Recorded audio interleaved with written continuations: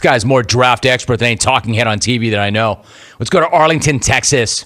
Raider freaking Mike. Mike, what's going on?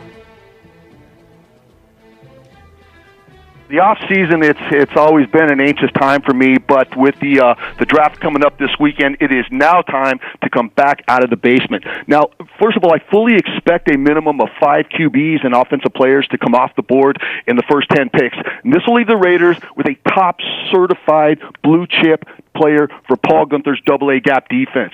Roquan Smith, Denzel Ward, Derwin James, and even jungle favorite Minkah Fitzpatrick. They all fill needs, Jim, and they're all in play for us at 10, I think. I live like 3 miles from the Death Star, Van Smack. The Air Force is hooking me up with VIP draft passes. I will be rubbing elbows with greats like Roger Staubach. I'm going to be sporting my 1976 vintage snake throwback, and I will be glory hogging every damn TV camera in sight for Raider Nation. And I'll post pictures of all of it for those clones that follow me on Twitter. That's back real quick. I don't normally talk about other callers, but personally, I got to do it here. Irie Craig has been a jungle legend and a contributor to this show for decades. I've met dude a few times, the SI photo shoot tour stops. I used to see him all the time up at Chavez Ravine back when Piazza and Eric Carrolls were dropping tickets for us at Will Call. And one time, I'll never forget, one night he was sitting one section over from me, Jim, and Carrolls, he pops a foul ball back straight over the screen.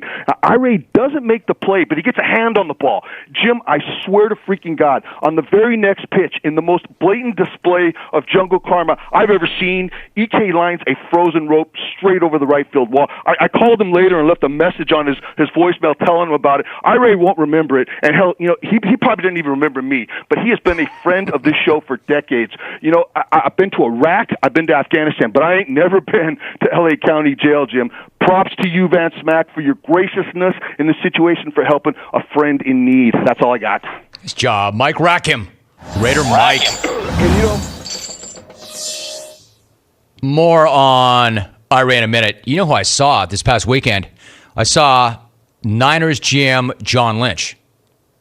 Was at a party, saw John Lynch, and talked football with him briefly. My man is dialed in. He is dialed into his job. He's all about the draft.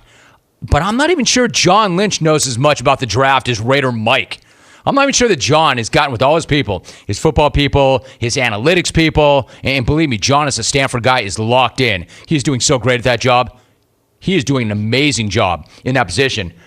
But I don't know, man. Raider Mike, I don't know that Mike Mayock is doing as well as Raider Mike in breaking down the draft and setting up his mock drafts.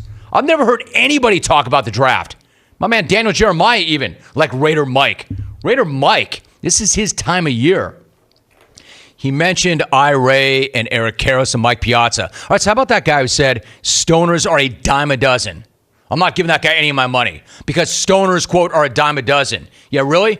I would argue that this stoner is not a dime a dozen because this stoner used to roll with Mike Piazza, Hall of Famer Mike Piazza. These guys knew each other. Mike Piazza used to leave tickets for Irie Craig. What do major leaguers do? They leave tickets for friends and family. That's what they do. So before you call this guy a dime a dozen stoner, understand that he and Mike Piazza had a thing. I'll bust a couple train rides down to Petco, and I'll see you at the yard. And let me know if you need the ducats, man. Absolutely, dude. That's Irie Craig talking to Mike Piazza on this show. Quote, did you hear Mike? Let me know if you need the ducats, dude. I'll bust a couple train rides down to Petco, and I'll see you at the yard. And let me know if you need the ducats, man. Absolutely, dude. I'm going to come down and check you out at the yard. Oh, that's cool, bro. Let me know if you need the ducats. You really think that a Hall of Famer like Mike Piazza would be leaving tickets for, quote, a dime a dozen burnout, a dime a dozen stoner? Don't think so. Don't think so. So understand who you're talking about before you take a run at a guy like that. In fact, he's back. It's early. Irie in hour number 1. I can do that one more time. Well, look, Irie can come on the show whenever he wants, but it's probably about what we talked about last week, and I've got no problem running that back one more time. Irie, what's up, brother? Romy, how's it going, buddy? Good, Irie. How about you? How was your weekend? Over fine as usual. Of course. Now, so did you get a chance on the flight to read any of this thing? Or? No, I did not. Not on the flight, but you got got a chance, man. When you get some minutes, give it a thumb through and check it out. Like I told Adam, I don't want it to be a chore. It's like once you start reading it, you're going to enjoy it. It's really entertaining. And dude, I'm not upset about what you could perceive as the lack of support. I mean, I'm just happy for the people that have contributed and the kind words from you and Mike. And, it's like I said, all anybody really wants out of life is a little love, a little respect. And the respect part, I'm not getting a whole lot of. But what I figured, Romy, is you got so many listeners that if 1/100th of the people listening contribute $1, then I'll get up to my goal. I mean, it's expensive, dude, to self-publish these things. It's like, almost 20 grand. No, I know, dude. And if 1/1,000,000th of my audience offered $1, you'd end up with $1,000, which is where we are right now. In part, I read because you jacked up the GoFundMe address when I asked you to get it last time. Let's take one more run at this and let's get this thing right so I can get you some more money. What is the GoFundMe address? It's at GoFundMe.com, the Irie Craig. It's that simple. That's all you got to do. There you go. The fourth time is a charm, brother. All right, let me keep moving because the hour is over. I love Irie saying it's that simple. If it were that simple, Irie, you would have nailed it last week when I brought it up. But you're coming from a good place. You're right. It is over fine because you're barely over $1,000, even if the goal is 25 grand.